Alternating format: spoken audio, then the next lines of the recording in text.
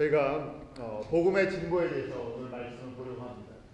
바울이 지금 로마의 감옥에 감금되어 있었죠. 그 로마 시대 때 로마 경호실에 붙잡혀 있다 이렇게 생각하면 되죠. 가택 감금 상태에 바로 그때 이 빌립보서를 기록했습니다. 지난주에 의의 열매를 맺어가는 단계에 대해서 믿음의 단계인데 의의 열매를 맺으려면 어떤 단계들이 있나 하는 것을 보았었습니다. 오늘 마저 그 말씀을 다시 한번 정리해 볼 텐데요. 의의 열매를 다른 말씀으로 보면 성령의 열매입니다. 성령의 열매를 맺어야지 하고 저절로 맺어지는 것이 아니라 내 안에 성령님께서 온전히 다스리시는 것, 하나님의 말씀이 내 안에 뿌리를 내리고 자라고 열매를 맺는 과정들이죠. 그 안에 첫 번째가 바로 착한 일을 하는 단계입니다. 대부분의 교회가 바울의 복음의 사역에 이 이방인들에게 복음이 땅까지 증거되어야 된다는 이것을 알면서도 적극적으로 참여하지 않았죠. 그러기에 바울이 빌립보 교회를 참 사랑하고 귀하게 여겼습니다. 빌립보 교회는 바로 그런 교회였죠. 은혜에 참여했던 교회죠. 바울과 함께 그 복음의 매임과 변명함과 확증함에 같이 했던 교회입니다. 이렇게 복음을 위해서 살아가는 교회와 성도들, 그 다음 단계가 바로 지식과 모든 총명으로 풍성한 단계라고 말씀을 드렸습니다. 바울이 빌립보 성도들을 위해서 끊임없이 생각하고 감사하며 기도하는 기도의 제목, 그것이 1장 9절에 보면 너의 사랑을 지식과 모든 총명으로 점점 더 풍성하게 하사 너희 가운데 하나님을 아는 지식, 죽은 지식이 아니라 살리는 지식이죠. 우리 가운데 지식이 있는데요, 머릿속에 지식이 있고 삶에 적용되는 지식이 있습니다. 그 지식을 우리가 또 다른 말로 지혜라고 이야기를 합니다. 그냥 단지 인포메이션이 아니라, 정보가 아니라 그것이 나의 삶을 변화시키는 능력이 되고 내가 살아가는 가치관이 돼. 나를 변화시키는 그런 모든 그 살아있는 지식이요. 그것이 바로 하나님을 아는 지식, 하나님께서 주시는 하나님의 지식이 바로 그렇게 나를 변화시켜 나아갈 때 그것이 더 풍성해져 나가기를 바울이 기도를 했었죠. 또 총명이라는 것은 통찰력이라고 그랬습니다. 저희가 보고 사람마다 다 각자의 눈으로 판단하고 생각을 하는데요. 하나님께서 이러한 일을 만들어 나가시는 하나님의 관점에서 보는 것입니다. 그래서 하나님의 관점에서 믿음의 눈을 뜨고요, 하나님이 역사하시는 것들을 보기 시작하는 것이죠. 그것이 이제 영적인 통찰력인데 그 눈이 하나님을 아는 지식이 들어가면 들어갈수록 넓어지기도 하고 깊어지기도 하고 길어지기도 하고 높아지기도 하죠. 일반적으로 우리가 시력을 갖다가 향상시킨다는 한계성이 있지만 영적인 통찰력은 내가 하나님을 아는 지식이 풍성해지면 풍성해질수록 영적인 통찰력이 조금만 더 넓어지고 더 커지겠죠. 영적인 통찰력이 커진다는 얘기는 그 다음에 어떻게 반응이 오겠습니까? 내가 믿음의 눈을 뜨고 반응을 할 수가 있어요. 그러니까 믿음이 없다고 옆에서 아무리 안타까워서 설명을 해줘도요, 우리 가운데 이 믿음을 통해서 하나님을 아는 지식과 총명이 풍성해지지 않으면 아무리 하나님의 나라의 이 귀한 것들을 이야기해도 가치를 알겠습니까? 모르겠습니까? 모를 수밖에요. 만약에 저 같은 사람한테 이 다이아몬드를 여러 종류를 쫙 갖다 놓고 좋은 거를 골라보십시오 그러면 저한테는 뭐가 좋아 보이겠습니까? 큰 거, 그렇죠. 아는 지식이 없으니까. 또 그나마 그 다이아몬드만 쫙 갖다 놔도 괜찮은데 거기다가 다이아몬드 비슷한 것들 있죠. 큐빅? 그 다음에 또 뭐가 있습니까? 수정이랑 다이아몬드랑 차이가 나죠. 그 정도는 저도 그래도 압니다. 유리 비슷한 걸 갖다가 두면 구별이 안 되겠죠. 유리를 잘 다듬어서 깎으면 아마 제 눈에는 구별이 안 될 것 같아요. 본 적이 없으니까. 지식이 없으니까요. 다이아몬드에 대한 지식. 그냥 맑고 총천연 색깔이 난다. 유리 같은데 총천연 색깔이 난다는 것뿐이 모릅니다. 그러니까 일단 큰 게 좋고요. 그 다음에 뭐 큐빅이라든지 또 뭐 스부다이아, 뭘 스부다이아라고 그러는지도 모르겠습니다. 그렇습니까? 그러니까 제 이런 지식이 없는데요. 쫙 갖다 놔봐야 고르라 그러면 가치 있는 거를 골라낼 수 있는 능력이 없죠. 똑같은 것이에요. 하나님을 아는 지식이 없는데 하나님 나라의 좋은 것을 골라봐라 그래도 좋은 것을 어떻게 고르겠습니까?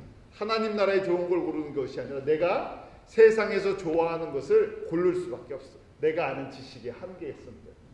그래서 바울이 이렇게 기도하는 거죠. 저희가 이걸 똑같이 그냥 듣고만 계시지 말고 이걸 그대로 적용해서 저희가 가정을 위해서 기도할 때도 또 우리 성도들을 위해 기도할 때도 저를 위해 기도할 때도 하나님을 아는 지식과 총명이 더 풍성하게 해주십시오. 그래야 하나님을 아는 지식과 하나님에 대한 총명이 늘어나야 제가 만약에 저를 위해서 그렇게 기도해 주셔야 되고요. 그럼 제가 설교를 할 때 무엇을 전달해 드리겠습니까? 하늘의 비밀을 하나님 나라의 진짜 귀한 것들을 전해 드릴 수 있는 능력이 생기는 것이죠. 또 성도들을 위해서 기도할 때도 정말 이것이 세상의 어떤 것보다도 귀한 하나님 나라의 보화와 같은 보배와 같은 다이아몬드와 같은 진리입니다. 그것이 우리 가운데 박혀질 때 그것 때문에 우리의 삶이 변화되죠. 생각이 변화됩니다. 다른 사람들을 변화시키는 바로 능력이 되는 것이죠. 자, 이렇게 지식과 총명의 풍성함을 기도했고요. 이것이 이제 지금 의의 열매를 성령의 열매를 맺어가는 바울의 그 기도의 단계. 세 번째는요. 지극히 선한 것을 분별하는 단계다. 같은 얘기예요. 하나님을 아는 지식과 총명이 풍성해지면요. 뭘 분별할 수 있다고요? 지극히 선한 것을 분별한다는 것이죠. 지극히 선한 것이 무엇인가 하는 것이죠. 1장 10절 말씀인데 우리 한번 1장 10절 다시 한번 같이 읽겠습니다. 시작. 너희로 지극히 선한 것을 분별하며 또 진실하여 허물 없이 그리스도의 날까지 이르고 거기 보면 분별하다는 디선이라는 것이 있어요. 분별한다 하는 것인데 분별한다는 것은 진짜와 가짜를 구별할 수 있는 능력입니다. 요새 미국에 가짜 돈들이 자꾸만 늘어나는 것 같아요. 그래서 가짜 돈을 구별하는 법을 이야기해 주는데 돈을 바꾸질 말아야 되는데 돈 디자인을 몇 번 바꿔놓으면요 이게 진짜인지 가짜인지 요새는 가짜도요 진짜가 잘 만들었는데 조금 다르게 만들었는데 그 조금 다른 게 잘 눈에 안 띄잖아요. 제가 20불짜리 그런 거 볼 때마다 한 장씩 이렇게 들여다보고 비교해 보지 않는데 비슷하면 그냥 봤잖아요.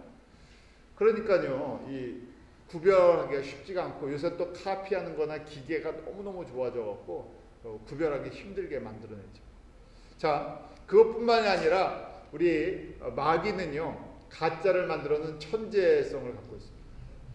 가짜를 진짜처럼 만들어내야 사람들이 속잖아요. 짝퉁도 그런데 진짜를 아는 사람들은요 가짜를 구별해낼 수 있어요. 진짜를 아는 사람, 하나님을 아는 지식과 총명이 영적인 통찰력이 풍성해지면요 진짜가 뭔지를 알아낼 수 있어요.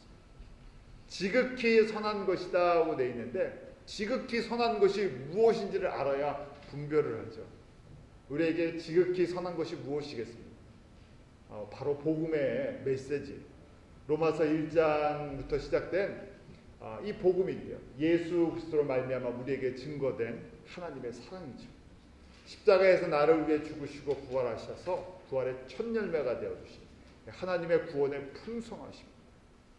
그래서 진리가 우리를 자유케 한다는 그 말씀처럼 하나님의 이 진리가 지식으로 총명으로 우리 안에 들어와 있을 때 그때 지극히 선한 것이 진짜 하나님 나라에 가치 있는 것, 진짜 하나님이 소중히 여기시는 것에 눈이 떠져서요. 그 다음에 어떻게 합니까? 분별해낼 수 있는 것이 진리와 비진리를 본질과 비본질을 분별하기 시작합니다. 많은 신앙생활 지금 바울이 이런 단계를 이야기하는 거예요. 빌립보 성도들이 지금 이런 단계로 성장하고 있는 과정이고요. 완성된 것이 아니라 빌립보 성도들이 이렇게 되기를 지금 간절하게 항상 기도해주고 있는 빌립보 성도 정도 되면요. 빌립보 교회 정도 되면 저희가 봤을 땐 굉장히 믿음이 성숙한 교회예요. 멈추지 말고 계속 이런 단계로 착한 일을 하는 단계에서 그 다음에 지식과 총명이 풍성한 단계, 선한 것을 이제 분별할 수 있는 이런 단계로 계속해서 성장해 나가도록 기도해주고 있습니다. 우리가 단계라는 것이 있습니다. 이 지금 저희가 첫째, 둘째, 이렇게 셋째 이야기했지만 마치요 그 어린아이가 그냥 갑자기 어른이 되지 않잖아요. 초등학생이 있고 중학생, 고등학생, 대학생이 있듯이 초등학생 과정은 또 1년에 끝나지 않아요. 저희가 일반적으로 초등학교 5년에서 6년이면 5년에서 6년의 단계를 꼭 지나가는 거예요. 그때는 더 성숙한 걸 가르쳐줘도 이해할 수가 없어요. 왜냐하면 지식과 총명이 그 정도뿐이 안 되기 때문에. 그렇지만 초등학교를 지나가면 다시요 또 단계가 시작됩니다. 1학년, 2학년, 3학년 이런 식으로 단계가 또 시작되죠. 결국 저희가 이렇게 계속해서요 단순한 것처럼 보이지만 되풀이되는 것처럼 보이지만 이렇게 돌아가면서요 사람도 성숙해지고 성장하듯이 신앙의 영적인 것도 그렇습니다. 내가 이런 과정을 다 빼버리고 갑자기 신앙생활 한지 은혜 받았다고 1년 만에 이런 모든 과정을 다 넘어가서 정말 의의 열매를 맺는 성숙한 단계가 아니라요. 우리 그리스도의 한계성 때문에, 인간의 한계성 때문에 저희가 이런 과정을 끊임없이 되풀이하면서요 한 걸음씩 한 걸음씩 나아가죠. 이렇게 지극히 선한 것을 분별하는 단계. 이 정도 되면요 이제 딱 교회를 보고 성도를 보고 말씀을 보면 이 본질이 무엇인데 하는 것이 내 신앙생활을 내가 점검할 수 있는 것이죠. 내가 본질적인 것에 내 신앙생활을 하나 비본질적인 것에 신앙생활을 하나. 그런데 지금 이 단계까지 올라가려면요 착한 일과 지식과 총명의 풍성함과 이 단계를 거쳐야 되는데 이 과정이 없이는 아무리 지극히 선한 것을 알고 전달해줘도요 받아들일 수가 없죠. 그것이 지극히 선하게 안 보이는데 어떻게 하겠습니까? 그것을 볼 수 있는 분별력이 안 생기기 때문에 그렇죠. 그래서 저희가 지금 이 순서 과정들을 잘 이해하시면서 하나님께서 나에게 복음에 대한 은혜를 열정을 주십시오. 그 지극히 선한 것 그것에 분별을 하게 되면요 그 다음에 거기에다 우리가 열정을 갖게 되죠. 하나님께서 정말 사랑하시고 열정을 갖고 움직이시는 것에 우리의 마음을 쏟아놓을 준비가 되는 것입니다.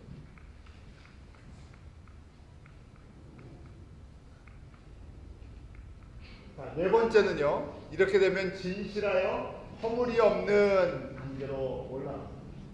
10절 말씀처럼 또 진실하여 허물 없이 그리스도의 날까지 이르고 이렇게 될 때 온전케 된다는 얘기예요. 지금 착한 일을 시작하는 단계, 그 다음에요 지식과 총명으로 풍성해지는 단계, 세 번째 지극히 선한 것을 분별하고, 네 번째 그러면요 허물이 없는, 진실하여 허물이 없는 이라는 단계까지 갑니다.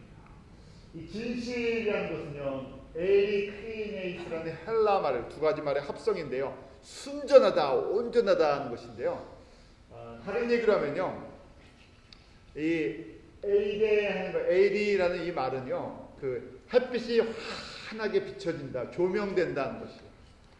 그 커튼을 치고 있으면 여기 먼지가 있는지 잘 안 보입니다. 그러다가 요새 날씨가 참 좋아졌잖아요. 커튼을 다 집에서도 블라인드나 커튼을 다 치면 그때 뭐가 보입니까? 뿌연 먼지가 사방 겨울 내내 여기저기 쌓여 있는 먼지가 보이기 시작해요.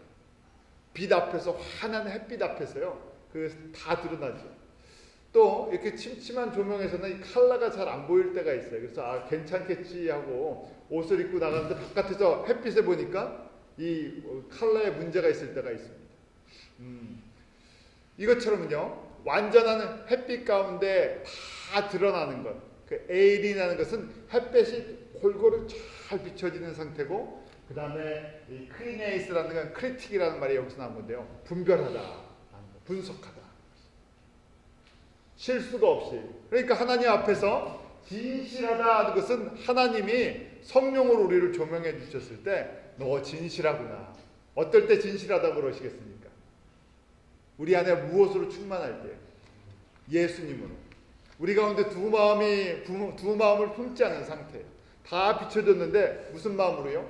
예수님 사랑하는 마음으로 가득 채워졌습니다.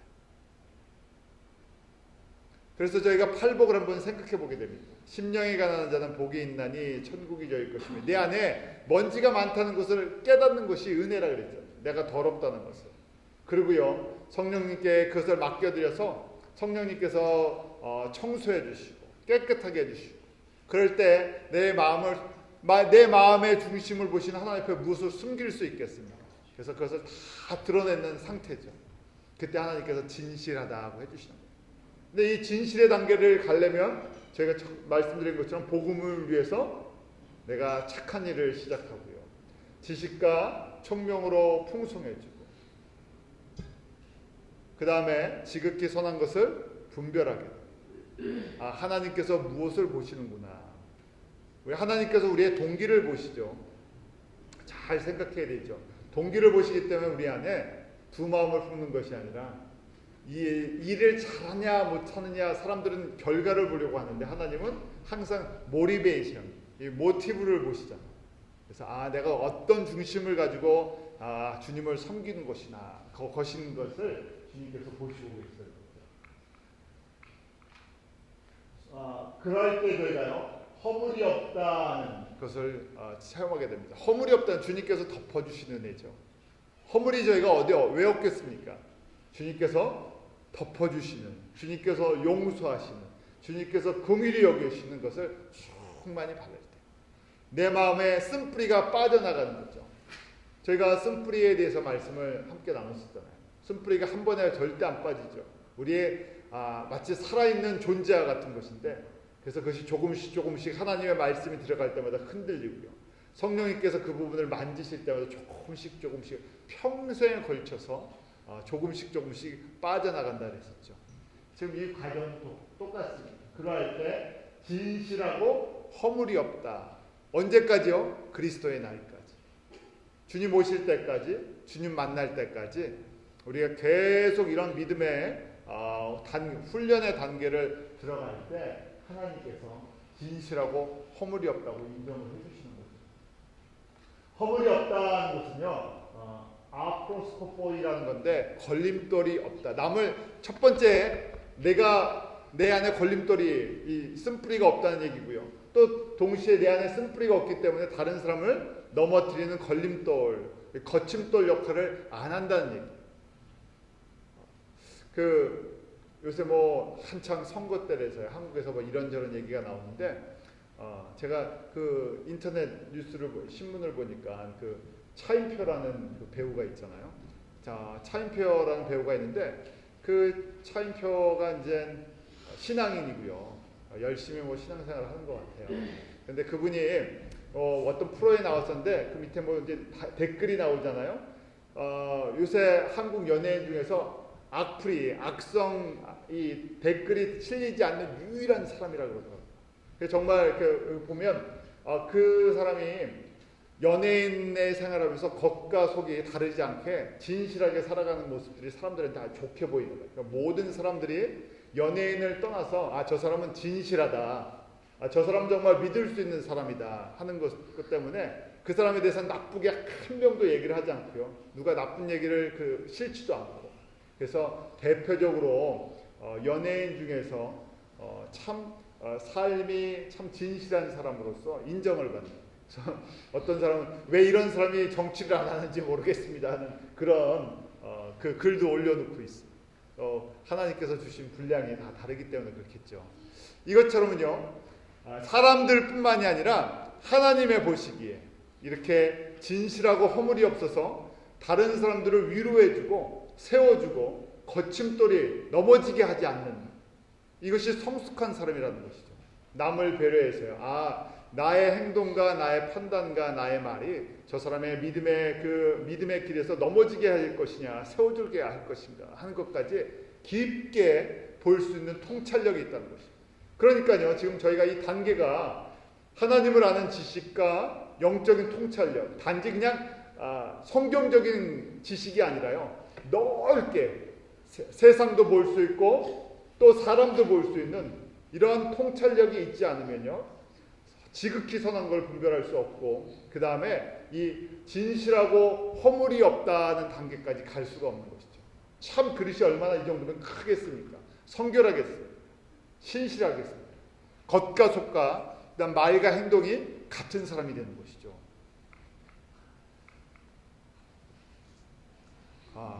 이 말씀 마태복음 5장 8절 말씀이 이 말씀을 보면서요 생각이 연결이 됩니다. 마태복음 5장 8절 8복 중에서 6번째 복이죠. 한번 같이 읽어볼까요?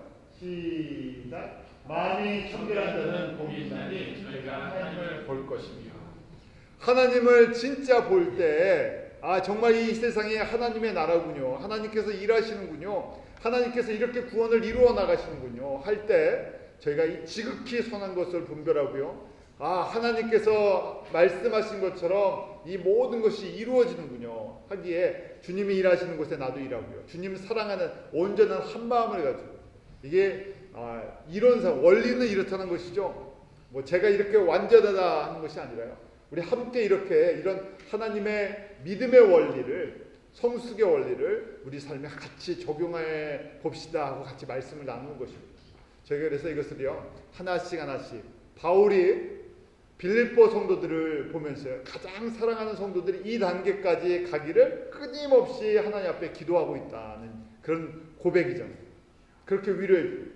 그러니까 저희가 누가 나를 위해서 이런 단계를 놓고 정말 지극히 선한 것을 분별하고 지금 진실하고 허물이 없이 그리스도의 주님 앞에 서는 날까지 진실하고 허물 없는 믿음의 사람에 되게 해주십시오. 이렇게 기도해 줄 때 저희는 뭐라고 해야 되겠습니까? 할렐루야, 정말 감사합니다. 정말 그렇게 기도해 주세요. 언제까지요? 끝까지 그렇게 기도해 주세요. 이게 내 기도 제목입니다. 이게 진짜 나를 위해서 기도해 주실 겁니다. 그래서 저희가 진실로 사랑하는 사람이 있습니다. 그런데 다 연결이 되어 있잖아요. 이것의 가치를 알아야 바울이 지금 증거해주는 이 말씀의 가치를 알아야지 영적인 이 성숙의 의의 열매를 맺는 것에 대한 가치를 알 때 이렇게 기도해 준다면 진짜 할렐루야고요. 감사가 넘치는 거죠. 근데 이것을 알지 못하면요 우리가 그냥 일반적인 기도 제목을 세상적인 기도 제목을 나눌 수밖에 없다는 것입니다.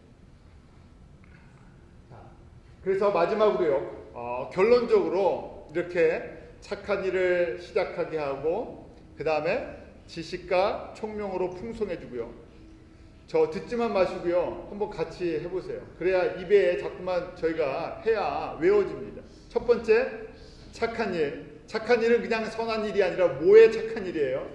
복음 증거의 동역자가 되는 게 착한 일이에요. 두 번째 지식과 총명으로 풍성해져야 돼요. 세 번째 그러면요 지식과 총명이 풍성해지면 감정사가 됩니다. 지극히 선한 것을 분별할 수 있는 능력. 그 다음에 그러다 보면 네 번째 지극히 선한 것을 생각하면 하나님의 거룩에 하나님을 닮아가는 것이에요. 그래서 진실하고 허물 없이 그리스도의 날까지 진실하고 허물이 없이 주님 앞에 서게 해주십시오. 왜냐하면 가장 큰 능력은요 거룩이기 때문에 그렇습니다. 거룩을 어렵게 생각하지 마시고요. 거룩이라는 것은요 이렇게 생각하면 돼요. 아내가 남편을 사랑하는데 어떻게 사랑해요? 우리 에베소서에 보면 아내들이여 남편 사랑해라. 어떻게 사랑하라? 주님 사랑하듯이 어떻게 해요? 내 목숨을 다해서 사랑하라. 내 전부를 다해서. 그러니까 그러잖아요. 아내나 남편이나 똑같은 얘기인데요. 내가 사랑하는데 얼만큼 사랑해야 된다고요? 내 몸 사랑하는, 나를 사랑하는 것보다 더 그냥 온전히 나는 당신 때문에 존재합니다. 이게 말은 이렇게 하지만 이렇게 쉽습니까? 그렇게 주님을 사랑하는 그 단계가 진실하고 허물이 없는 거예요. 내가 완벽하기 때문에 내가 너무나 온전하기 때문에 주님께서 나를 사랑하시는 것이 아니라 내가 허물이 많고 약점도 많고 죄도 있고 잘 넘어지는데 참 부족한데 참 보잘것없는데 왜 나를 이렇게 사랑하셔서 하나님께서 이 구원의 큰 은혜를 알게 하시고 하나님의 이 구원의 큰 일을 이루는 이런 일을 맡겨주시고 나에게 하늘의 기업 하늘의 상급을 주시려고 이런 영적인 것을 깨닫고 따라오게 해주시니까요. 너무너무 감사하죠. 그래서 주님만 사랑합니다. 주님을 닮기 원합니다. 내 마음은 온전히 주님 앞에 모든 걸 다 드리겠습니다. 이렇게 고백하는 단계가 진실하고 허물이 없는 단계죠. 그러니까요, 겉과 속이 같을 수밖에요. 주님 앞에 감출 게 없다는 것을 알기 때문에 다 드러낸 상태예요. 주님 아시죠? 다 그냥 고백하는 것입니다. 약하면 약한 대로. 그럴 때 하나님께서 하나님의 거룩으로 옷 입혀 주시지 않으면, 하나님의 그 사랑의 옷을 입혀 주시지 않으면 저는 참 부끄러운 존재입니다 하는 것을 이렇게 진실하게 고백하는 단계죠. 이렇게 될 때 의의 열매를 맺습니다.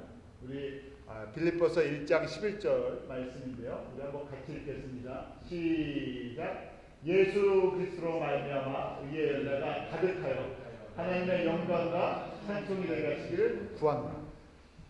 지금 이제 서론의 가장 중요한 빌립보 성도들을 위한 기도예요. 내가 기도하는데 너희를 위해서 항상 생각하고 감사하며 기도하는데, 기도의 제목이 이 단계로, 5가지 단계로 된다는 것입니다. 궁극적으로 내가 기도하는 기도의 목적은 무엇인가? 너희로 의의 열매를 맺기를 기도한다는 거예요. 왜 의의 열매가 가득하기를 원하느냐? 의의 열매가 가득하면 결과가 어떤 결과가 나온다고요? 그것이 하나님의 영광과 찬송이 되기 때문입니다. 그냥 맹목적으로 기도하는 것이 아니라요, 바울은 철저하게 빌립보 성도를 사랑하면서 그들을 위해 기도하는 이 단계가 있어요. 너희가 지금 가만히 보니까 너희들이 지금 막 믿음에서 자라서 복음에 이 바울과 함께 이 이방인들을 전도하는 이 복음 사역에 함께 매이고 함께 변명하고 확정하고 이 일에 다 같이 하는구나. 그래, 힘을 내라 하면서요. 그 다음에 이 단계대로 기도해주고 있는. 그래서 궁극적으로 어느 단계까지요? 의의 열매를 풍성히 맺기를 내가 쉬지 않고 기도한다. 저희가 이 말씀대로요, 계속해서 우리가 이렇게 중보할 때요, 기도해 줄 때, 간구해 줄 때 이런 간구를 해주시기 바랍니다. 저를 위해서도 그렇고, 또 우리 성도들, 우리 교회를 위해서도 그렇고, 또 우리가 선교지를 위해 기도할 때도. 그럼 왜 그러냐? 이때 하나님께서 이렇게 의의 열매를 맺어갈 때 하나님께서 영광과 찬송을 받으시기 때문에, 궁극적으로 얘기하면 예수님을 닮은 건강한 사람들, 예수님을 닮은 아버지를 닮은, 하나님 아버지를 닮은 믿음의 건강한 자녀들이 자꾸만 태어나서 자라니까요, 어찌게 해요? 하나님 아버지께서요, 보시고 기뻐하신다. 내가 정말 나의 생명을 주기를 잘했구나. 내가 저들을 통해서 하나님이 하나님 되시는 것을, 예수가 메시아가 되시는 그 영광을 다 받으시니까요. 언제 영광을 받으신다고요? 의의 열매를 맺어갈 때. 처음 예수 그리스도를 믿고 고백할 때는 시작이에요. 생명이 태어나는 시작입니다. 생명이 태어났는데요, 자라면서요, 점점 누굴 닮아가야 돼요? 예수님을 닮아가야 돼요. 우리 육신의 자녀는 점점 태어나서요, 누굴 닮을 때 기쁩니까? 누구 닮아갈 때요? 아버지와 어머니를 닮아갈 때 기쁘죠. 얘가 나 닮았네. 얘가 그러면서요, 참 신기하다. 어떻게 이렇게 나를 닮았냐. 그러니까 아버지 어머니가 잘해야 되죠. 내가 잘 못하는데 나를 닮으면 어떡합니까? 그것처럼요, 우리가 하나님은요, 우리에게 생명을 주셨는데 그 하나님의 생명들이 잘 자라세요. 그 아버지의 온전하심을 닮아가는 거예요. 근데 그 일을 위해서 옆에서 그 일을 하는 사람들을 하나님께서 기뻐하신다는 거예요. 잘 양육하는 사람들, 아버지를 닮아갈 수 있도록 도와주는 사람들, 유모가 될 수도 있고요, 돌봐주는 여러 사람들이 있잖아요. 교사가 될 수도 있고, 우리에게 맡겨주신 다 분량들이 다르니까. 그래서 그렇게 해서 의의 열매를 맺어갈 때 하나님께서 영광과 찬송을 받으신다는 거예요. 성령의 9가지 열매도 동일한 메시지죠. 오직 성령의 열매는 사랑과 일합과 화평과 오래 참과 자비와 양성과 충성과 온유와 절제니라고 말씀이 되어 있죠. 저희가 아는 것처럼 이것은 철저하게 나를 부인하는 십자가의 고백과 또 내 안에 성령께서 나를 다스리는 그런 온전한 그 역사하심이, 성령의 역사하심이 있을 때 나이랑도 상관이 없고요. 그 얼만큼 내가 신앙의 믿음의 단계를 살아가느냐에 따라 달려있죠. 그래서 이 부분이 훈련이 안 되면 평생을 예수를 믿었는데도 어디 단계도 못 들어갑니까? 착한 일이 무엇인지조차도 인식이 안 되는 단계입니다. 그러니까 교회에서 착한 일을 합시다, 선한 일을 합시다 하면요, 세상 사람들이 생각하는 선한 일을 생각하죠. 정말 예수님이 생각하시는 그 선한 일을 갖다가 이게 이해가 안 된다는 거예요. 사람의 생각으로 선한 일, 누구나 다 보편적으로 생각하는 선한 일까지는 이해가 가지만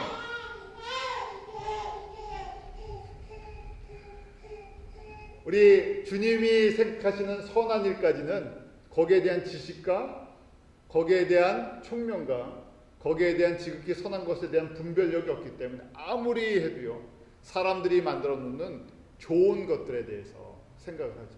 필요한 것들입니다. 교회가 마땅히 해야 할 선한 일 중에 하나는 일이죠. 그렇지만 그것이 궁극적으로 교회가 감당해야 할 꼭 필요한 것들이 아니라는 것이죠. 팔복도 저희가 팔복의 마지막은 의를 위하여 핍박을 받는 자는 복이 있나니 천국이 될 것입니다. 의를 위해서라고 되어 있죠.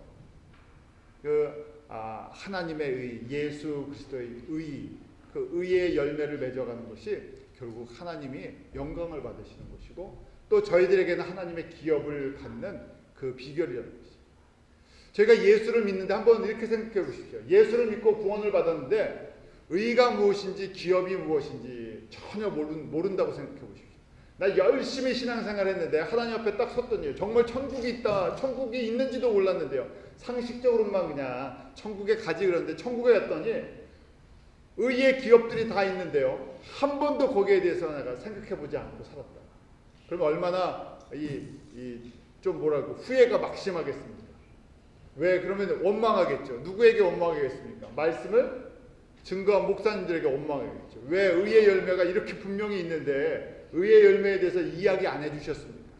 왜 세상의 열매만 실컷 얘기해 줘갖고 세상에선 복을 받았는데 하나님 나라에 했더니 나는 아무것도 아닌 정말 가난한 사람에 불과하지 않습니까? 하면요, 누가 책임을 져야 됩니까?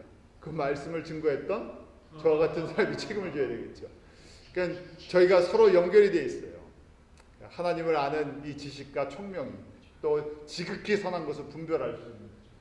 그럴 때 저희가 서로 의의 열매를 맺는 것은 결국은 무엇과 연결이 되어 있겠습니까? 하나님의 영광과 연결이 되어 있고요. 이건 동시에 우리가 조금 개인적으로 보면 내가 하늘의 기업을 쌓는 것과 연결이 되어 있어요.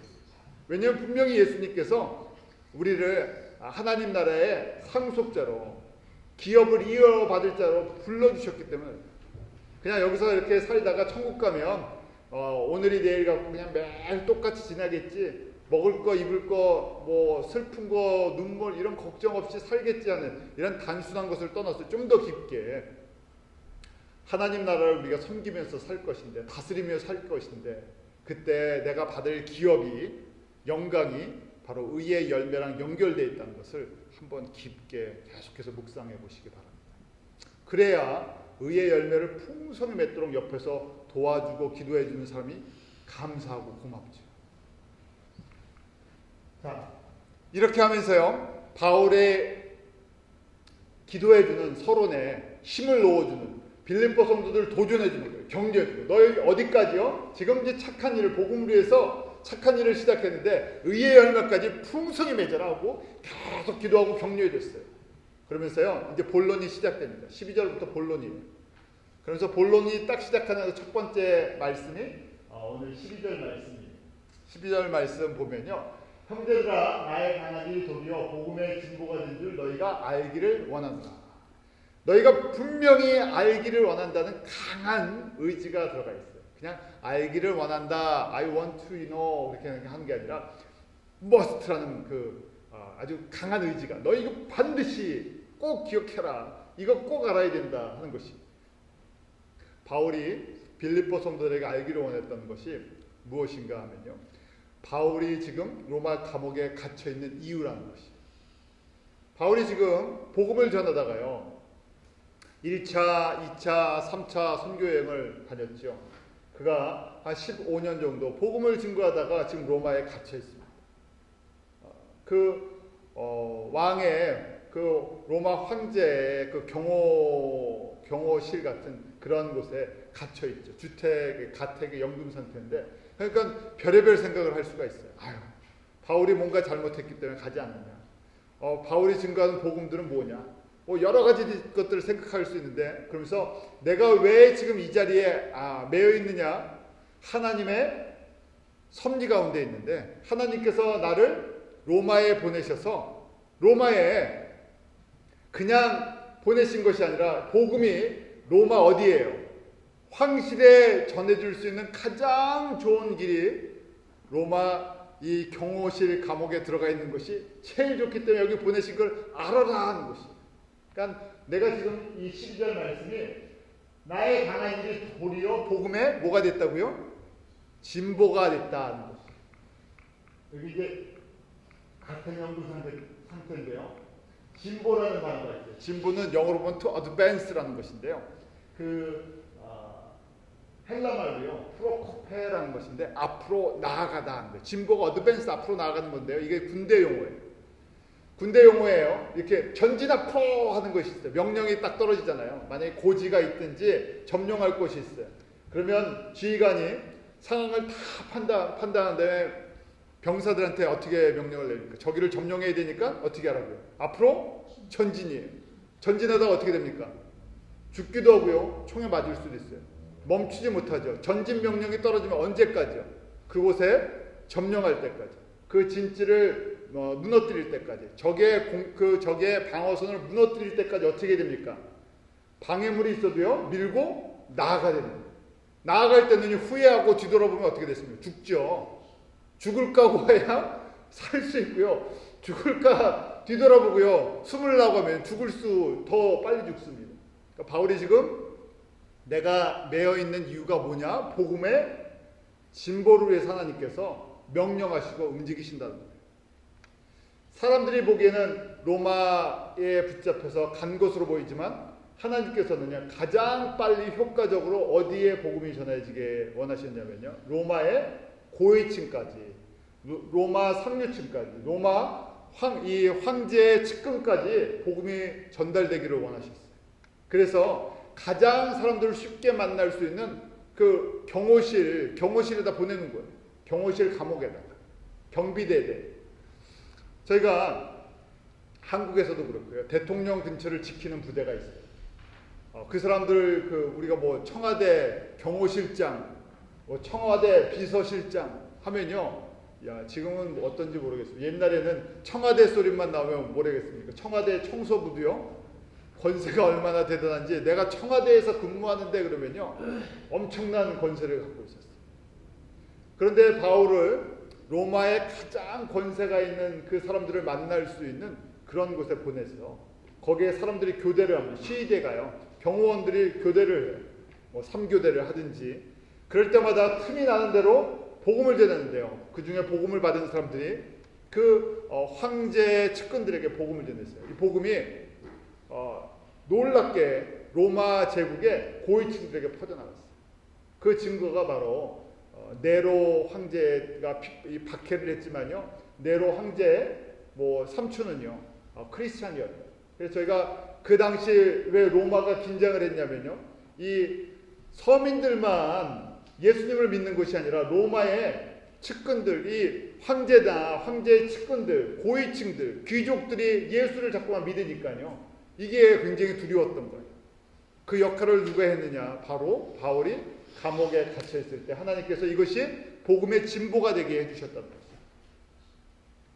그래서 지금 바울이 여기에 너희들이 눈뜨기를 원한다. 나를 위해서 아파하고 슬퍼하는 것이 아니라 하나님께서 로마를 점령하기 위해서 나를 그 최첨단에 제일 앞장서서 보냈는데 복음의 진보를 복음으로 정복하기 위해서 나를 로마 황제의 황궁 한가운데다가 그렇게 집어넣어 주셨다는 것이. 이것을 빌립보 성들이 알고 기도하고 같이 위로를 받기를 원하셨죠. 저희가 이런 눈을 뜨기 위해서 지금 바울이 이런 단계를 가지면서요 보기를 원했던 것입니다. 자, 복음의 진보를 이루는데요. 하나님께서 항상 복음의 진보, 복음을 위해서 전진 앞으로 하는데요. 두 종류의 사람이 있다는 것, 두 종류의 그룹이 있다는 것을 말씀해줘요. 이것이 이제 본론이 시작이 됐어요.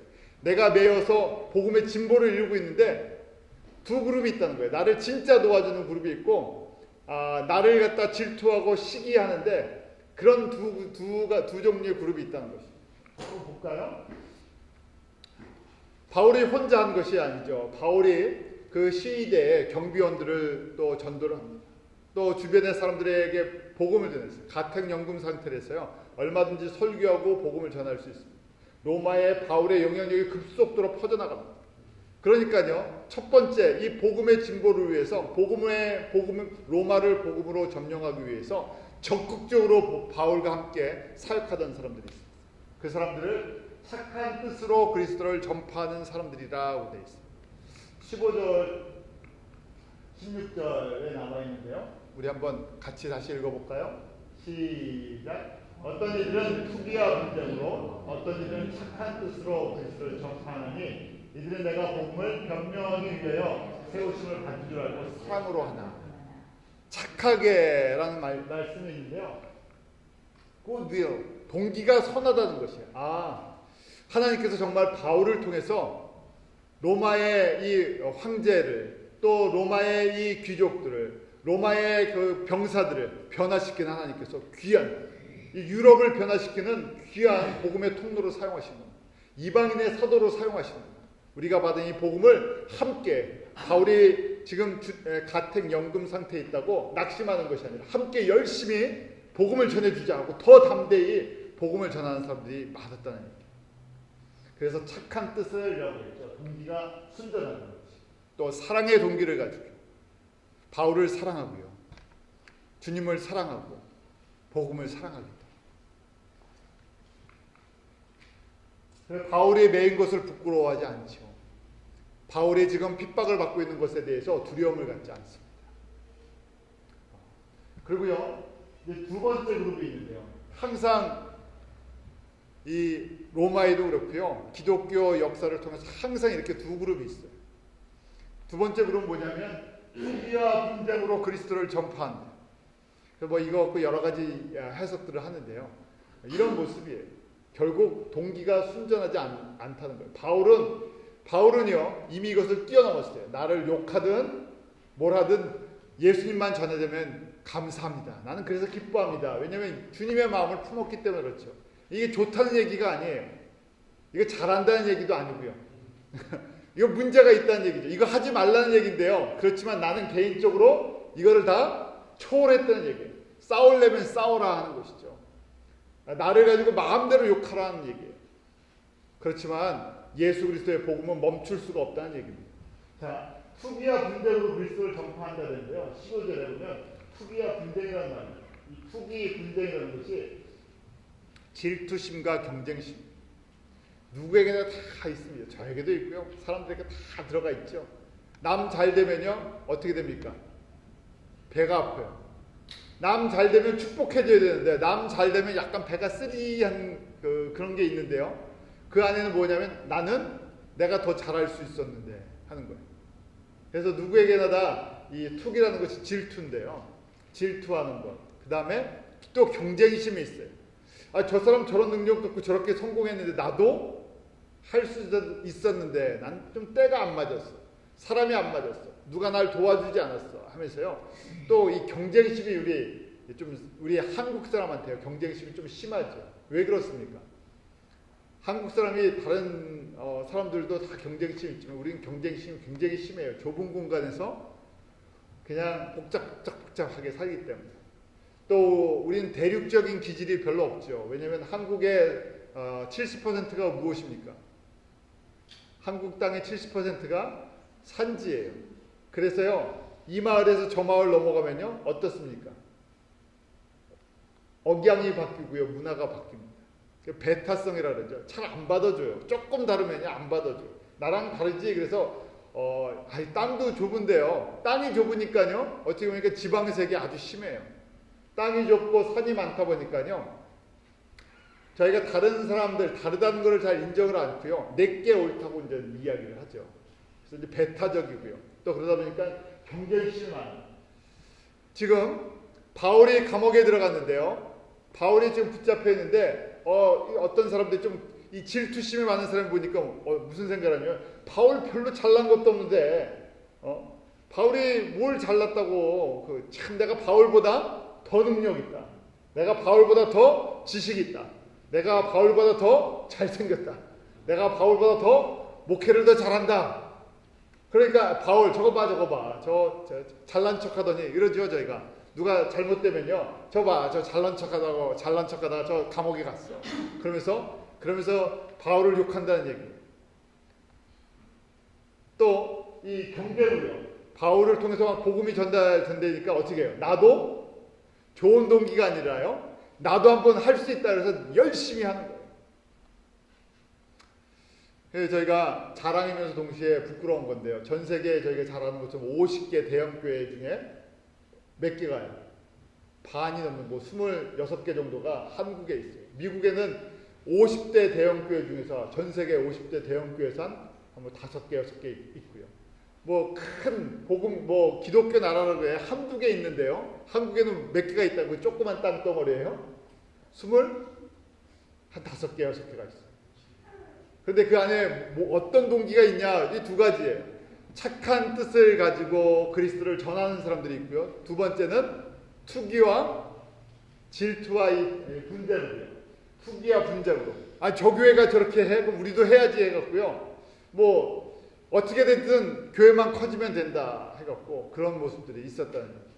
그러니까 교회는 큰데 사회의 영향력은요. 큰 것만큼 세계의 영향력을 주지 못하는 모습들도 갖고 있었죠.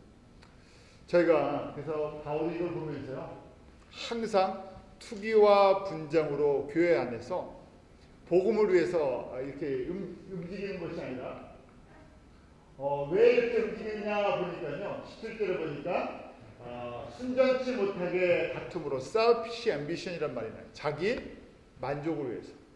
왜 교회가 이렇게 커져야 됩니까? 왜 이렇게 복음을 전해야 됩니까? 자기 만족 때문에 그렇다. 자기 만족, 자기 꿈을 이루기 위해서.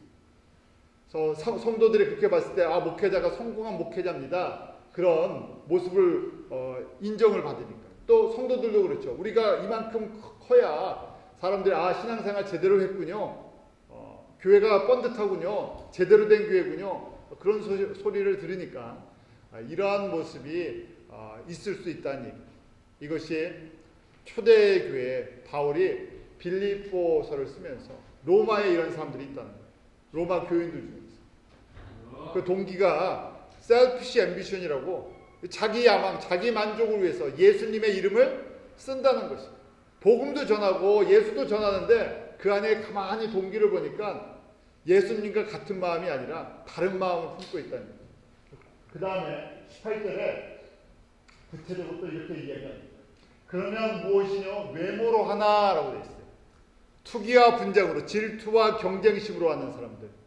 그 안에 자기 야망을 위해서 복음을 전하고 교회를 섬기는 사람들. 그래서 외모로는 보기 좋은데 이걸 외모라고 되어 있는데 영어로 보니까요. 외모로 하는데 false motive라고 되어 있어요.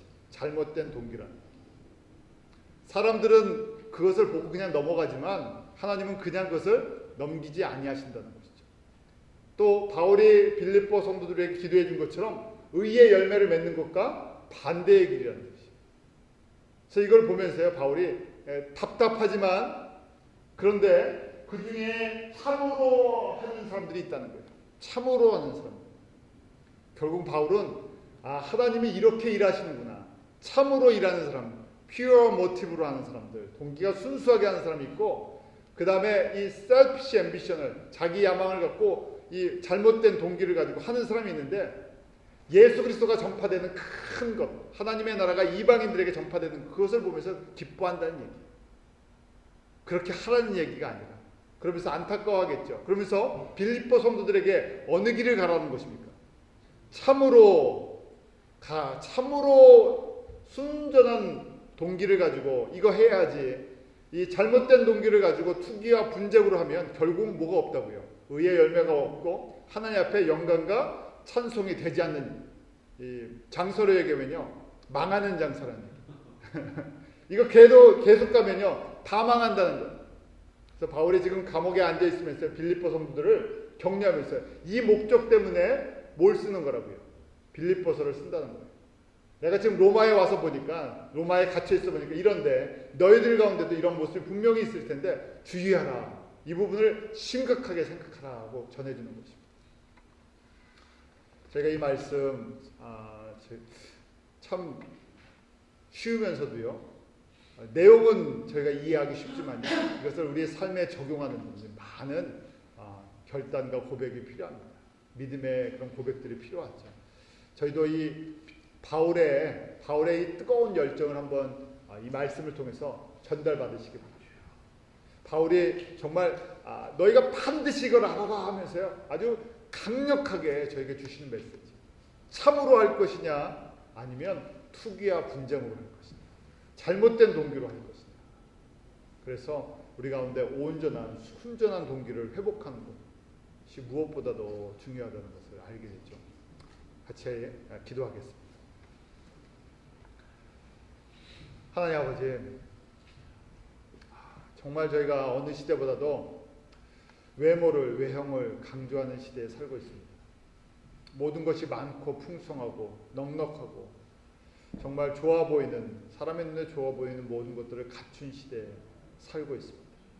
교회들도 풍성하고 또 교회도 가진 것도 많고 사람도 많고 지식도 많습니다.